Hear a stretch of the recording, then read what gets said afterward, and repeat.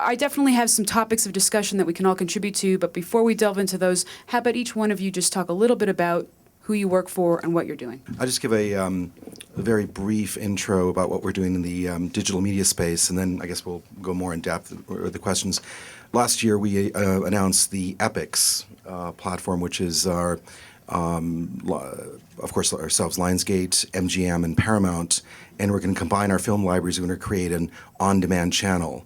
So that's going to launch this fall, and we still don't have any details to announce about that. We're very much partnered with Sony and Comcast for FearNet. We bought TV Guide, so details, still under wraps and all that. But we've been having a very, very better than industry average, last 12 months in terms of digital media growth and sales. There's been a whole packaged media, issue. We've been flat, like the rest of the industry, but altogether combined with packaged media, with digital media, we've been doing extremely well. And so I'll talk later about the trends and what we're doing with that. Okay. Hi, Jordan Hoffner from YouTube, and let's see, we're only 3 years old, which I always still scratch my head about because things have changed so much. We've got in the U.S. About 100 million unique visitors a month, and worldwide a little over 300 million unique visitors a month. So we've got this great audience, and it's really been about democratizing content and letting people be in control, no gatekeepers, put it right up, let people see it, share it with your friends.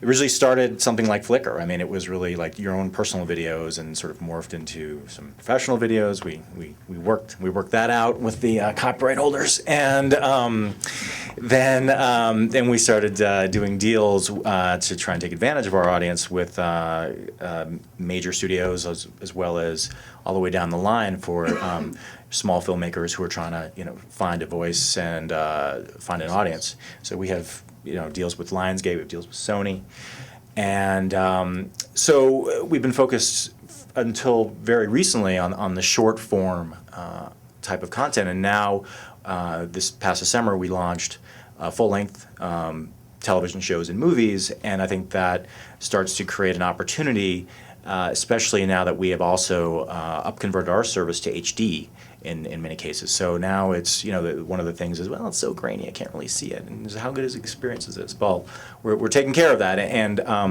so I view these types of things as opportunities to tell people what we're doing and what our model is. So, because I think there's a lot of misconception about us and how we run our business. So we'll get into that in some of the questions. Efe Çakarer. I'm the founder and CEO of The Authors. It's a new online movie theater where you can watch, discuss, discover the best of foreign independent classic films. We are backed by the Criterion Collection here in North America, Celluloid Dreams globally, mostly Europe, and Costa Films in Latin America. So we are very fortunate to get access to some wonderful films. We launched our public beta about 6 weeks ago. It's been crazy since then. We only have about 100 films that we show all around the world, and we got 45,000 users right now, and a very active community already that is bubbling. So it's been really, really exciting, really interesting. The user experience is key with what we do. We are very similar to YouTube. We think the killer app is really to press play and instantly start watching, and we are building the technology to do that. Hi, Sean Carey. My role at Sony currently, I'm Senior Executive Vice President of Sony Pictures Television, where we house all of our digital initiatives in the United States. I'm actually been with the company for over 15 years, so I grew up more on the film side, more on the putting together film financing packages and so forth.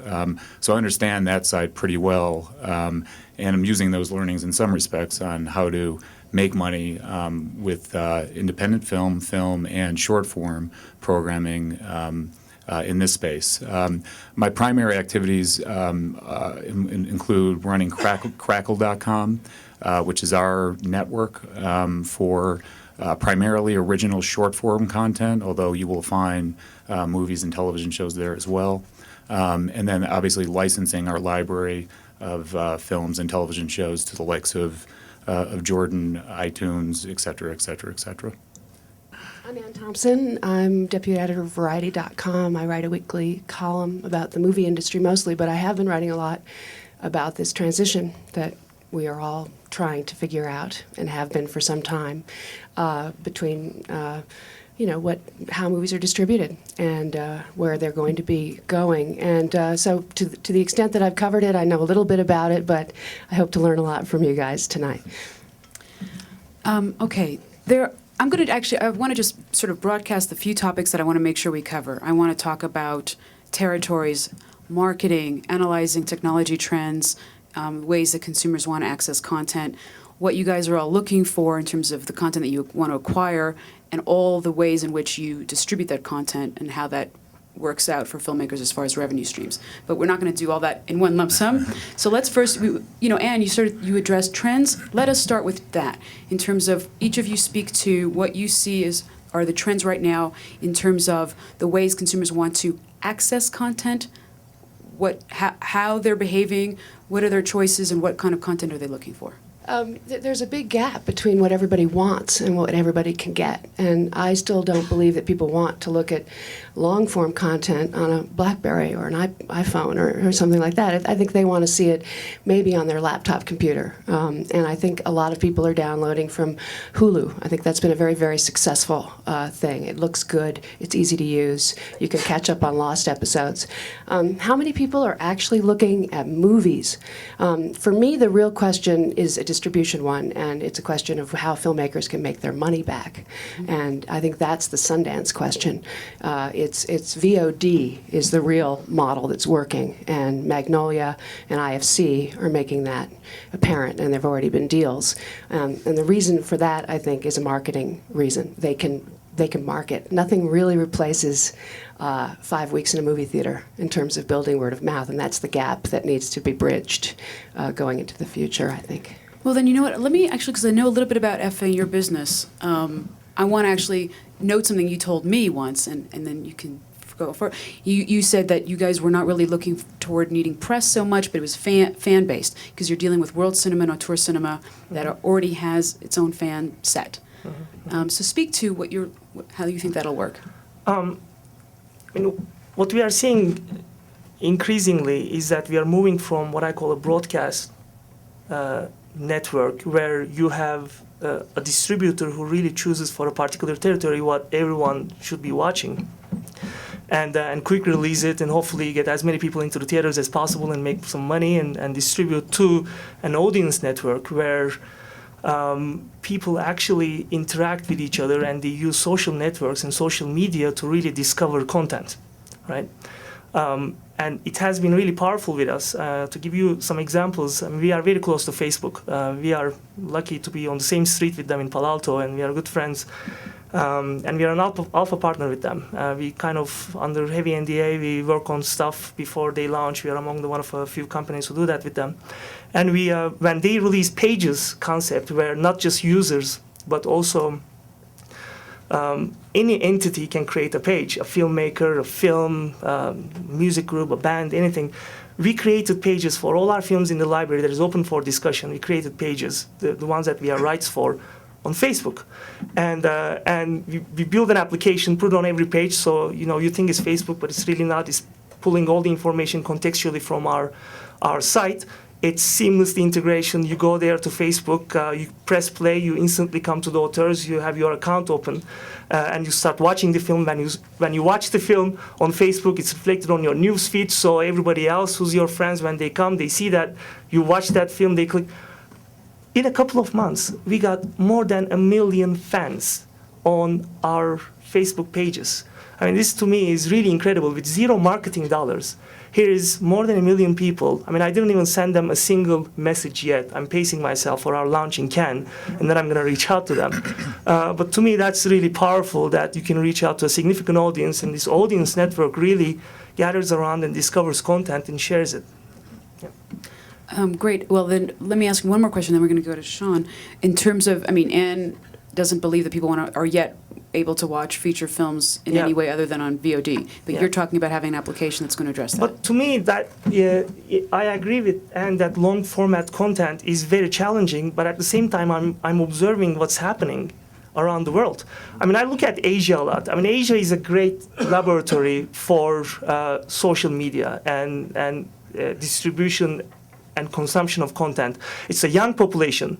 Most of Asia is below 30 on average.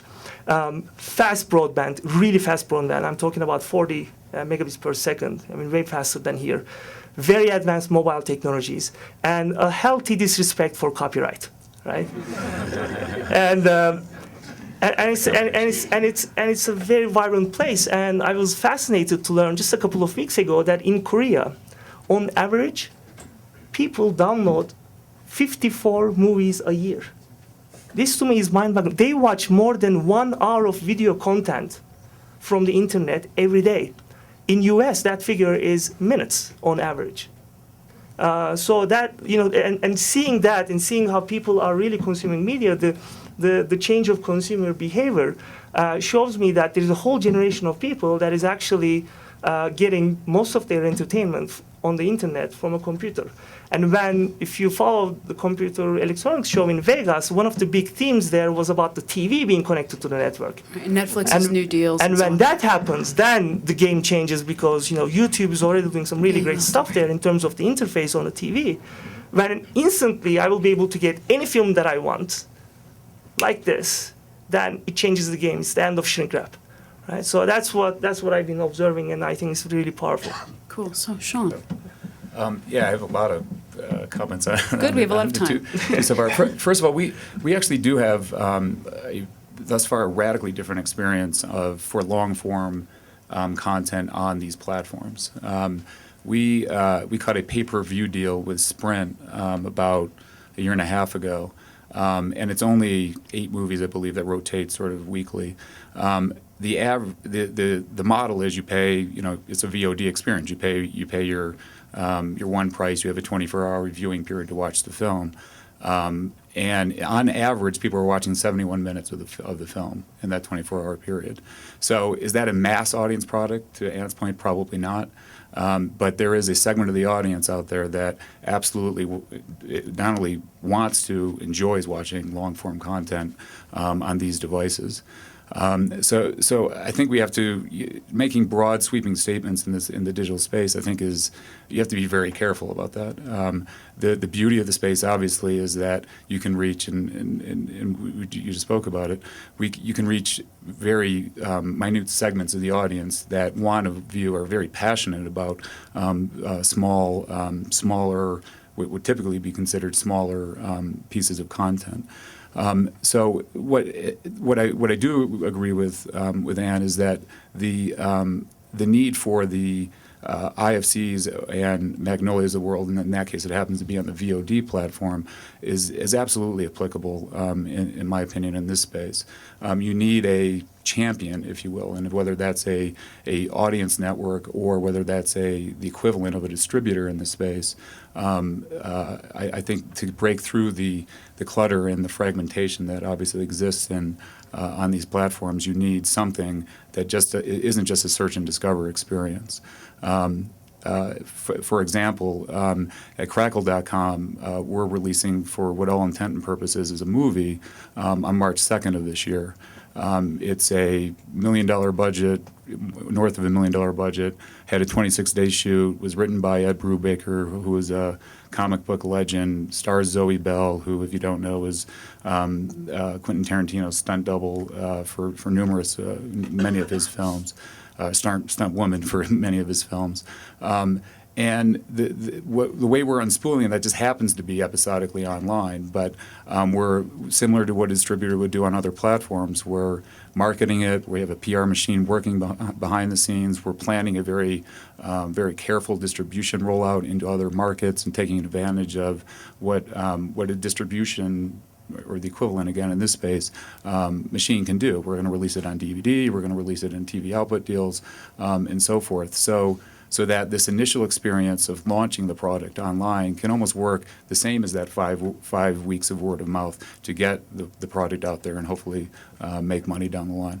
And these films that you've got with the Sprint deal, they like Spider-Man? I mean, Yeah, the movie deal with Sprint is our studio product. Okay. Absolutely. And Jordan. So I do agree with some of the things that are going on. I think that ultimately this concept of how to market a film in the traditional sense of 5 weeks in the theater works for that world. So if you have your print and advertising budget, you've got the ability to maybe showcase it at places like this. I think that there is room for that. There will always be room for that. We certainly, as Google, are a network for studios to spend money on doing that. But when it comes to content and the 15 hours of content is uploaded to YouTube every minute. So I mean, it's just a constant amount of content that's and then it creates this clutter. But how many people in this audience, by a show of hands, have received an email with a link on a YouTube link from a friend of theirs or a colleague so basically everybody. And so what that really is you all have your networks. Everybody has a network. And that network may be small based on whatever that interest is, or it could be very large. But the fact of the matter is we're all part of networks. And if you've read The Wealth of Networks, I mean, they build upon each other to create an economic system. And so that's what's happening now is I think this concept of marketing and word of mouth has just changed. I think it for another type of audience and another type of environment. So there's room for all of it. The question I think what comes down to, right, is that can the networks be converted into a situation where the person whose content is being shared can start to make money on that? And then it becomes to the two types of models that are out there. There's the type of model where I'm going to deliberately pay money as a consumer to consume this, or I'm going to donate my time, and then I will accept messages in response, otherwise known as advertising. So those are the two models that are out there.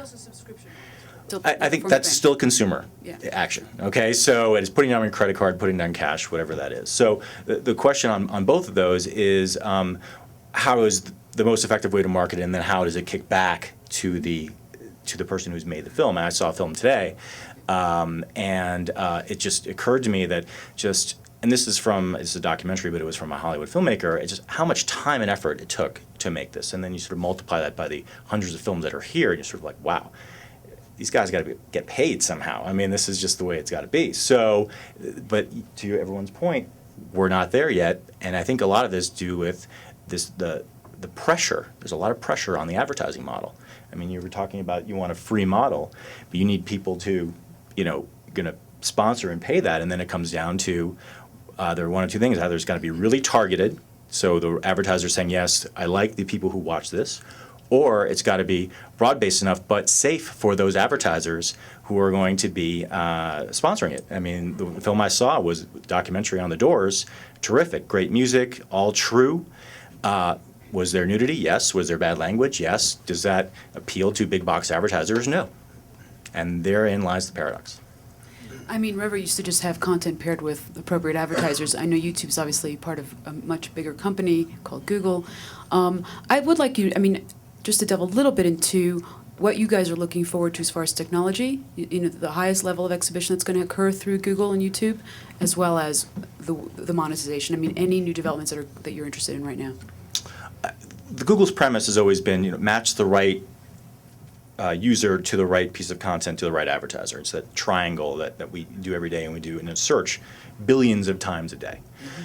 And so then you're getting into sort of the technology of the user experience, the viewing experience, and you want to be able to have a place that 15 hours of content being uploaded every minute, that it's easy to upload, easy to share. But the challenge is that when you have all of that clutter, it's just finding the right stuff, right? So it was kind of this random walk, and it still is. But we're trying to do things to showcase content that people have put really blood, sweat, and tears into, so that it can be easily found by more of your mainstream audience. So it's not just I'm just going to take a random walk, but I want to see a movie.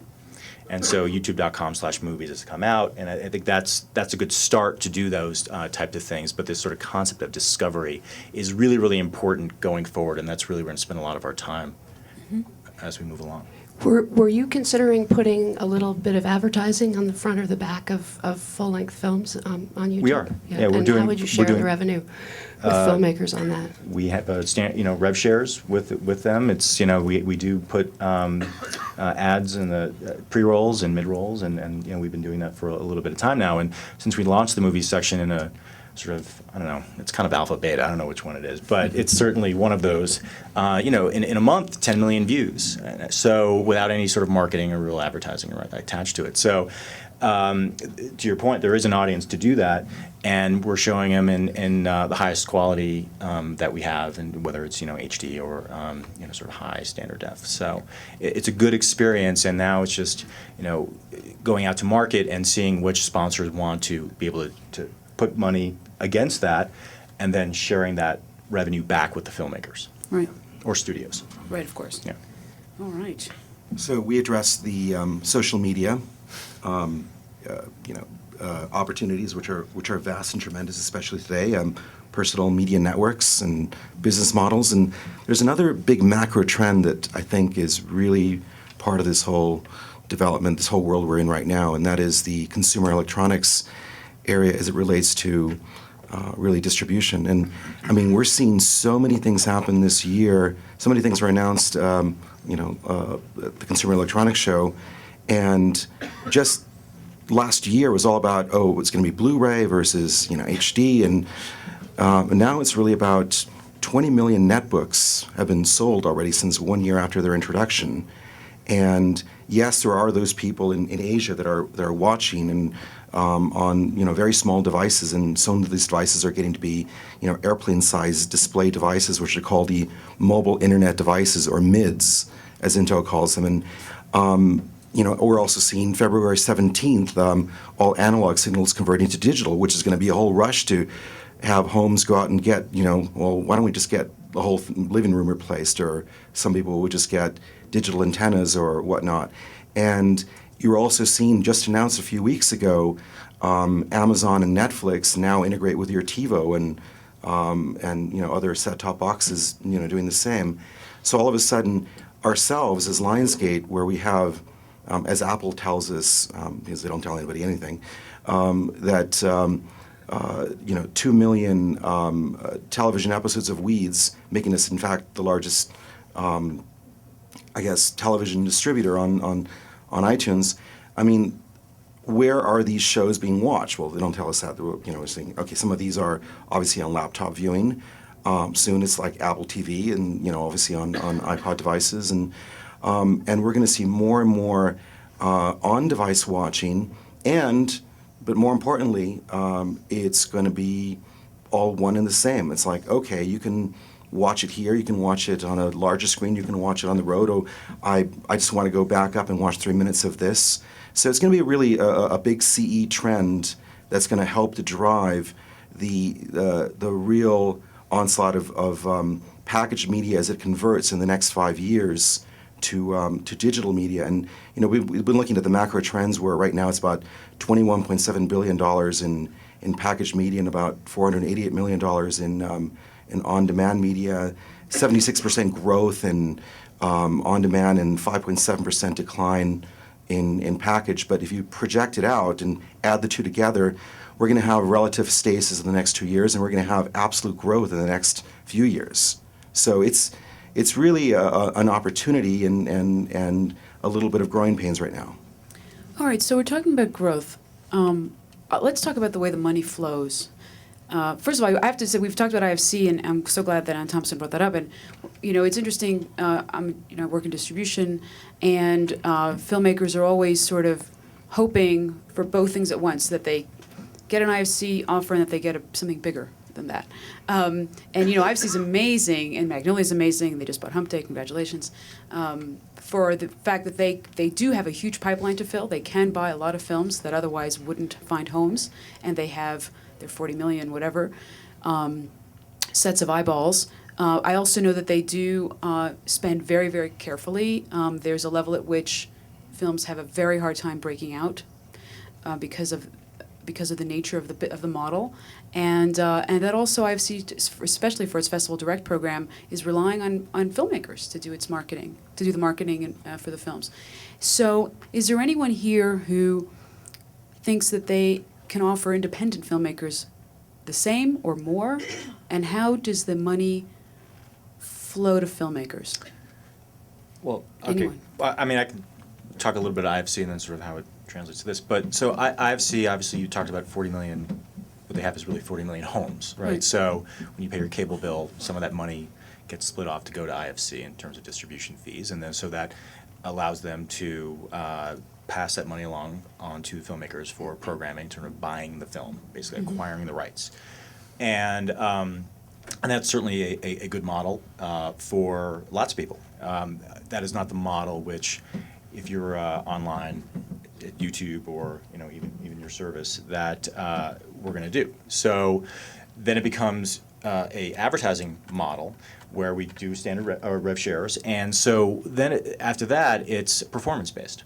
So if you have a lot of views and a lot of ads run on that, then you do really well. If you have very few views and barely any ads run on because of the number of views, you're just not going to get paid. So the good news is that we didn't acquire it, all right? We licensed it from you for a rev share.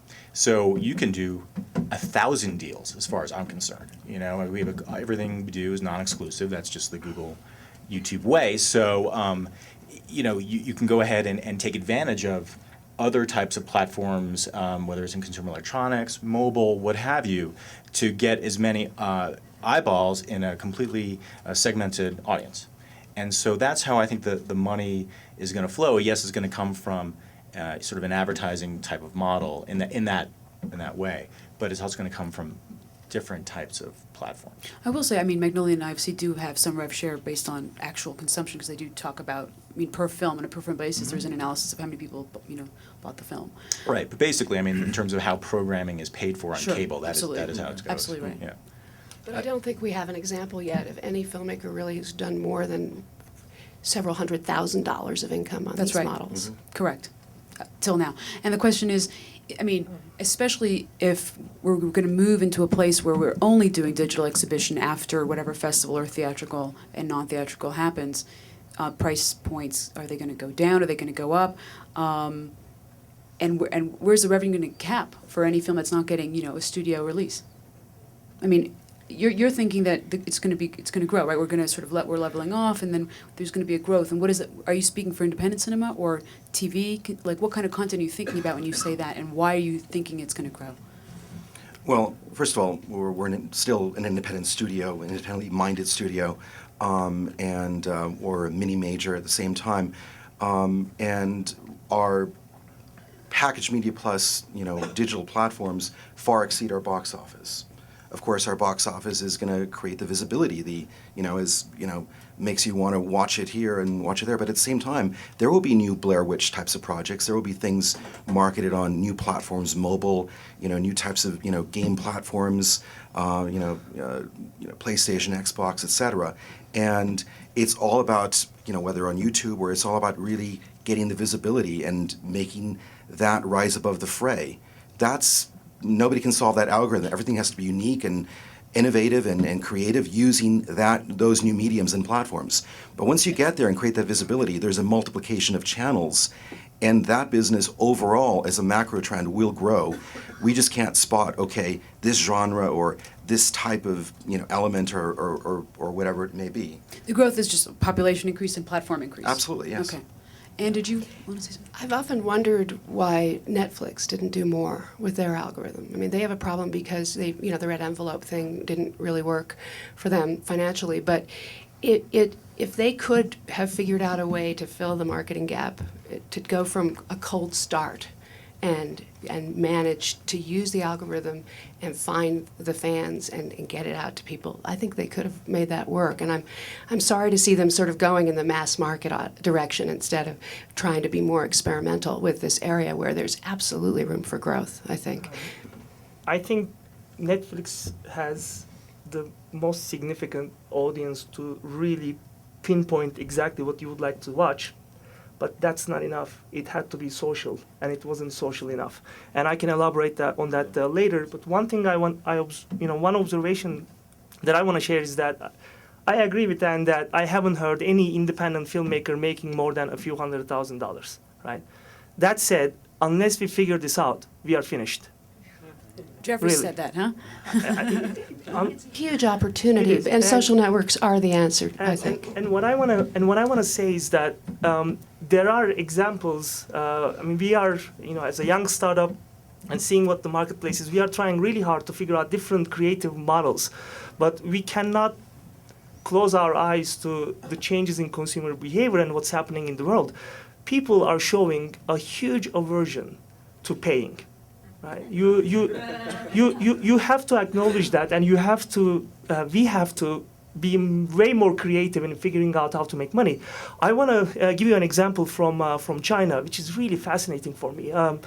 A movie called Red Cliff, just this past year in 2008. It was the biggest box office hit, a Chinese John film, produced and directed by John Woo. And in China, the distributors, it had a very good theatrical release, this film. But the distributor didn't take any chances. He went all the pirates in the country, all the P2P networks, and he said, guys, don't do it yet. Wait 21 days, and I'm going to give the movie to you in HD. And then you can pirate it all day long.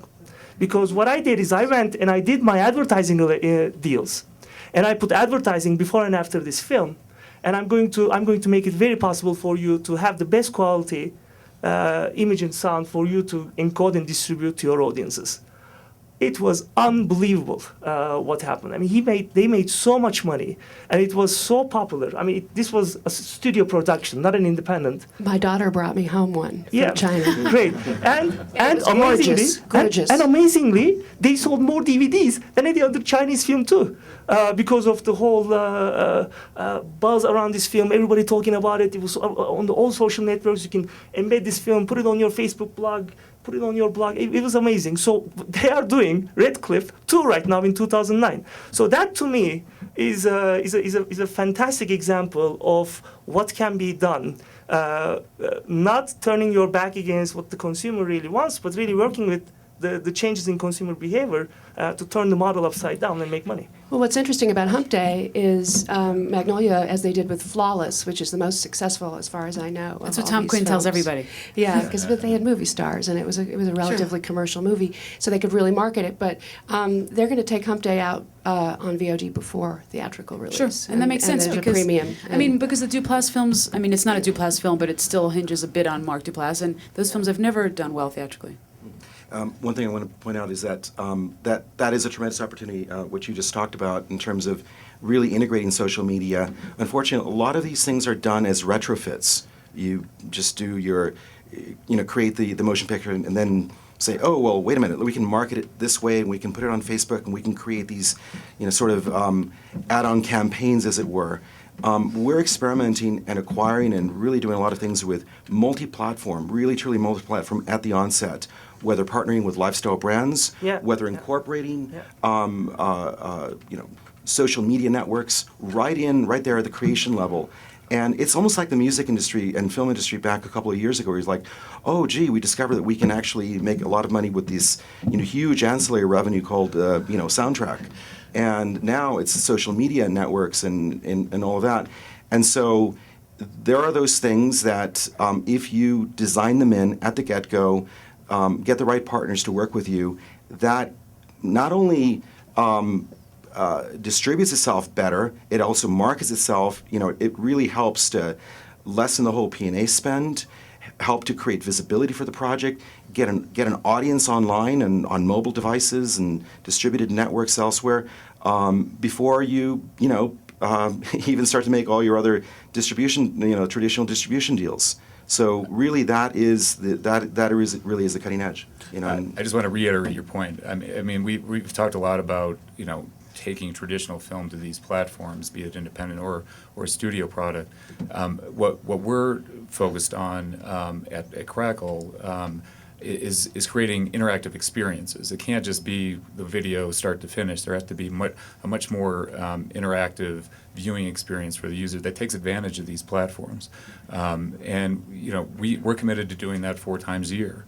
The Angel of Death experience on Crackle will be much different than when you see an episode on our distribution network, and you'll see episodes on YouTube and other places that we have deals with. But the experience will be much more robust and interesting at Crackle. And I do want to take issue with the $200,000 point a little bit. I mean, for those 4 films a year, we're absolutely spending more than $200,000 with filmmakers to craft those experiences. And while it can't be the masses, obviously we're not doing hundreds and hundreds. In fact, 15 hours of content per minute. There are I think there will be players like us, and there already are obviously, that will continue to look for opportunities with filmmakers to craft those experiences that are unique to these platforms. I think what everyone's really talking about, which applies to the filmmakers here, is that it's really about, at the end of the day, intellectual property and what you can do with that intellectual property. So now it's stopping at the film, and I think it's got to move into these other areas where you're taking really the idea and even creating derivative works off of that to create that whole experience, market it in different channels, so people can see your film but also experience what your vision is in other ways. And to that point, I think the new mantra right now is that filmmakers have to learn how to be their own marketers. Yeah. That's right. And take the tools that are there on the internet. Listen to someone like Lance Weiler, who's very gifted at this kind of online marketing, and put their material, but they can control it. They can control their DVD clicks. They can hang on to all the rights. They can take the stuff out to all these different places and really build something. And eventually, when the social networks get big enough, and I'm hoping there will come a time when all the independent entities that are scattered all over come together in some kind of forceful way to reach a critical mass, then you can really get somewhere.